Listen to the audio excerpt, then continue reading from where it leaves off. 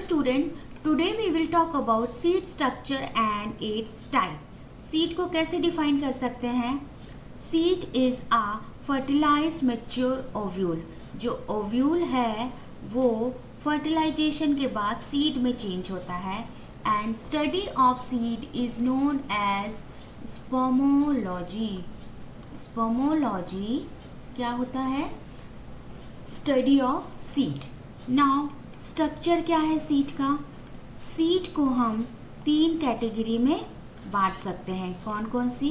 Seed coat पहला, first seed coat. Second is embryonal axis. Embryonal axis. अब जो embryonal axis है वो बहुत ही टाइनी स्ट्रक्चर होता है जिसको अभी हम देखने वाले हैं. And the third one is reserve food material. Reserve food material क्या है और इसको हम किस नाम से जानते हैं? We will see. सबसे पहले देखते हैं सीड कोट क्या होता है. जो सीड कोट है वो इंटेग्यूमेंट से बनता है. इंटेग्यूमेंट जो हमने ओव्यूल की जब लेयर पड़ी थी, ओव्यूल की लेयर क्या कहलाती है? इंटेग्यूमेंट. और वो 2 इंटेग्यूमेंट थे हमने देखे थे, आउटर एंड इनर. तो जो सीड कोट होते हैं वो भी 2 हैं. Which one? Outer seed coat, outer layer and inner layer. Outer and inner layer होती है सीड कोट की. तो आउटर इंटेग्यूमेंट क्या बनाता है? Outer layer. और इनर इंटेग्यूमेंट बनाएगा इनर लेयर. तो सीड कोट कैसे बन गए? इंटेग्यूमेंट से बन गए. अब डाइकॉट में, डाइकॉट सीड में 2 लेयर्स होती हैं एंड मोनोकॉट में 1 लेयर ही होती है. तो ये हो गया सीड कोट के बारे में. दोनों ही आउटर एंड इनर लेयर जो कि इंटेग्यूमेंट से बनती हैं, बाद में जब ये ओव्यूल सीड में चेंज हो जाता है तब वो सीड कोट कहलाती हैं. दोनों इनर एंड आउटर लेयर आपस में बहुत अच्छे से जुड़ी रहती हैं. जब सीड बन जाता है तो आउटर लेयर को बोलते हैं टेस्टा एंड इनर लेयर को बोलते हैं tegmen. Inner layer is known as tegmen, outer layer is known as testa. Inner and outer layer. Now we will see about embryonal axis, the second structure, second category. embryonal axis को पढ़ने के लिए हम सबसे पहले छोटा सा embryonal axis draw करते हैं. वैसे तो ये बहुत ही टाइनी पार्ट होता है, बहुत ही टाइनी पार्ट, लेकिन समझने के लिए थोड़ा सा हम इसको देख रहे हैं. ये है 2 कॉटिलिडॉन जो embryonal axis से निकल रहे हैं. वो पार्ट जहाँ से दोनों कॉटिलिडॉन निकल रहे हैं, this part is known as cotyledonary node. Cotyledonary node क्या होता है? जहाँ से दोनों कॉटिलिडॉन अराइज हो रहे हैं. अब जब हम ओव्यूल की बात करते हैं तो ओव्यूल में हमने देखा था एक चैलेंजर रीजन होता है और एक माइक्रोपाइल रीजन होता है. ये ओव्यूल ही सीड बनाता है. तो सीड में भी हम एक बात ध्यान दे सकते हैं कि एक ये इसका चैलेंजर रीजन होगा और एक इसका माइक्रोपाइल रीजन होगा सीड का, जहाँ से ये ओव्यूल का chalazal region and micropyle region बाद में ये सीड में चेंज हो गया है.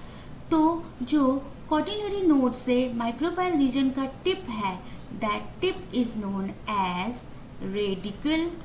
And chalazal region and cotyledonary node का जो टिप है toward chalazal region, it is known as plumule. Plumule and radicle. ध्यान रखिए, प्लूम्यूल एंड रेडिकल. रेडिकल से रूट बनती हैं एंड प्लूम्यूल से स्टेम बनती हैं. अब यहाँ पर जो पार्ट है ये कॉटिलिनरी नोड एंड रेडिकल के बीच का part, this part is known as hypocotyl. Hypocotyl. And जो प्लूम्यूल और कॉटिलिनरी नोड के बीच का पार्ट है, this part is known as epicotyl. Epicotyl. और एक और बात देख सकते हैं, हाइपो मतलब बिलो एंड कोटाइल मतलब कॉटिलिडॉन. कॉटिलिडॉन के नीचे का जो एरिया है, जो पार्ट है, that is known as hypocotyl, और कोटिलीडॉन के ऊपर का एरिया है, it is known as epicotyl. Epi means above and hypo means below. Hypo means below, तो कोटिलीडॉन के नीचे का area, and epi means above, cotyledon के अबव एरिया. यहाँ पर अगर हम दूसरी तरह से देखते हैं तो ग्राउंड सरफेस है, यहाँ पर सीड है, जर्मिनेट कर रहा है, तो ग्राउंड सरफेस के ऊपर का एरिया एपिकोटाइल, ग्राउंड सरफेस से नीचे का एरिया हाइपोकोटाइल. तो next we will see about structure reserve food material. Now reserve food material हम क्या क्या हैं वो देखने वाले हैं. Third, reserve food material. अब ये जो रिजर्व फूड मटेरियल है ये हम दो नाम से जानते हैं. Which one? Reserve food material एक है cotyledon and second one is endosperm. Endosperm सबने ये नाम सुना है, कोटिलीडॉन एंड एंडोस्पर्म. अब ये कोटिलीडॉन एंड एंडोस्पर्म दोनों ही रिजर्व फूड मटेरियल की तरह काम करते हैं. एंडोस्पर्म कैसे बनता है? Endosperm is form due to triple fusion. Triple fusion while double fertilization. और डबल फर्टिलाइजेशन एंजियोस्पर्म का कैरेक्टरिस्टिक फीचर है. जब डबल फर्टिलाइजेशन होता है, ट्रिपल फ्यूजन बनता है, तो एंडोस्पर्म फॉर्मेशन होता है. नाउ कोटिलीडॉन अगर एक है तो वो कहलाएगा मोनोकॉट, और अगर दो कोटिलीडॉन हैं तो वो कहलाता है डाइकॉट. तो ये भी एक सीड का टाइप है. दो तरह के हमने सीड अभी देख लिए. सीड का टाइप विच वन? एक तो हो गया डाइकॉट और एक हो गया monocot. On the basis of endosperm we will see again the type of seed. तो एक है डाइकॉट सीड. यह है डाइकॉट सीड का स्ट्रक्चर. तो we will see dicot seed क्या है, डाइकॉट सीड, और इसके टाइप. और दूसरा है मोनोकॉट सीड. तो डाइकॉट सीड में जब एंडोस्पर्म प्रेजेंट होगा तब क्या होगा, और जब एब्सेंट होगा तब. तो डाइकॉट में जब एंडोस्पर्म प्रेजेंट है, in that case endospermic. Endosperm reserve food material के फॉर्म में प्रेजेंट होता है. वैसे ही मोनोकॉट में भी यही होगा. मोनोकॉट में endospermic, and second one non endospermic.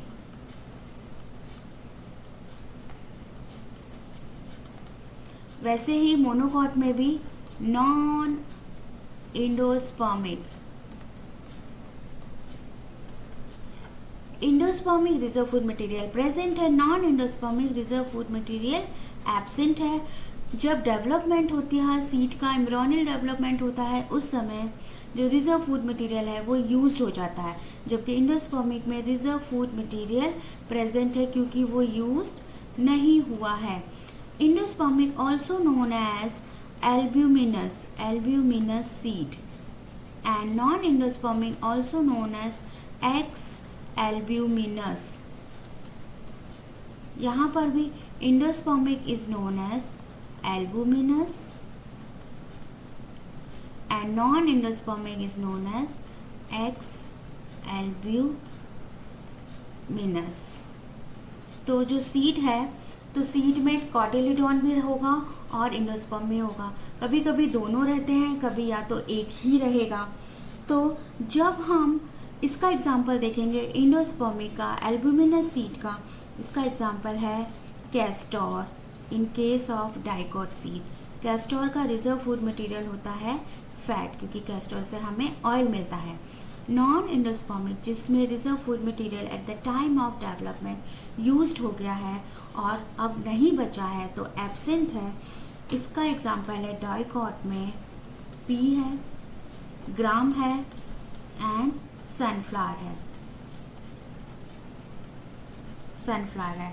Next endospermic में जो एग्जाम्पल है मोनोकॉट का वो है वीट, राइस एंड मेज। मोनोकॉट में इसमें रिजर्व फूड मटेरियल प्रेजेंट है। और नॉन एंडोस्पर्मिक में जो एग्जाम्पल है इसमें रिजर्व फूड मटेरियल प्रेजेंट नहीं है।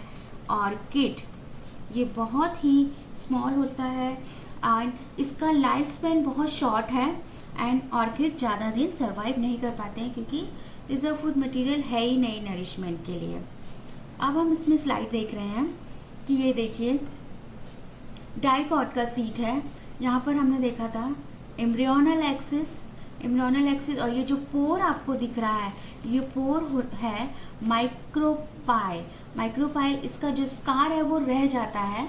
माइक्रोपाइल पोर हमने देखा था ओव्यूल में, यहाँ पर ये माइक्रोपाइल का स्कार है जो हमें दिख रहा है, स्मॉल पोर। फिर ये देखिए प्लूम्यूल क्या बनाएगा, शूट सिस्टम बनाएगा। Shoot system means stem. Hypocotyl क्या है, हाइपोकोटाइल बिलो कॉटिलीडॉन। रेडिकल क्या है, रूट बनाएगा, रूट सिस्टम। कॉटिलीडॉन ये दो दिख रहे हैं। And seed coat, outer protective layer is seed coat. This is embryo, the whole structure जो है कॉटिलीडॉन का एंड सीड कोट एम्ब्रियो है और इसको ही हम डाइकोट सीड के नाम से जानते हैं। नेक्स्ट स्लाइड में देखने वाले हैं मोनोकॉट। इसमें देखिए जो सीड कोट है वो ये सीड कोट दिख रहा है। मोनोकॉट में 1 कॉटिलीडॉन है। यहाँ पर हमें ये एलुरॉन लेयर दिख रही है। ये जो सीड कोट है वो पूरी ही सीड को कवर किए, लेकिन ये जो एलुरॉन लेयर है वो केवल एंडोस्पर्म को ही कवर कर रही है। एलुरॉन ओनली कवर एंडोस्पर्म। इसका एंडोस्पर्म बना है स्टार्च का एंड एलुरॉन लेयर है वो बनती है प्रोटीन की एलुराइन लेयर यहाँ पर बनी है। सीड कोट और एलुराइन लेयर में अंतर है क्योंकि ये aleurone layer only cover endosperm. Then radicle as we know, plumule change हो जाएगा किसमें, स्टेम में and radicle change into root. अब यहाँ पे ये स्क्यूटुलम क्या है, स्क्यूटुलम को अगर हम डिफाइन करें तो ये एक मॉडिफाइड कॉटिलीडॉन है। मॉडिफाइड कॉटिलीडॉन या हम इसको बोल सकते हैं मॉडिफाइड सीड लीफ। क्यों, क्योंकि ये एंडोस्पर्म से न्यूट्रिशन लेता है और ये बहुत ही थिन एंड पेपरी है और इसमें ये नरिशमेंट देगा। लेकिन कैसे देगा, एंडोस्पर्म से लेके ही ये नरिशमेंट देता है। नाउ कोलियोपेटाइल एंड कोलियोराइजा जो दिख रहा है वो क्या होता है। कोलियोपेटाइल क्या है, कोलियोपेटाइल कवर्स प्लूम्यूल के जो शूट एपेक्स है उसको कवर करता है। कोलियोपेटाइल एंड कोलियोराइजा क्या है, ये कवर करता है रेडिकल को और it form root apex. Coleorhiza form root apex and plumule form shoot apex. So this is all about dicot and monocot seed. Next video में हम एक नया टॉपिक देखेंगे।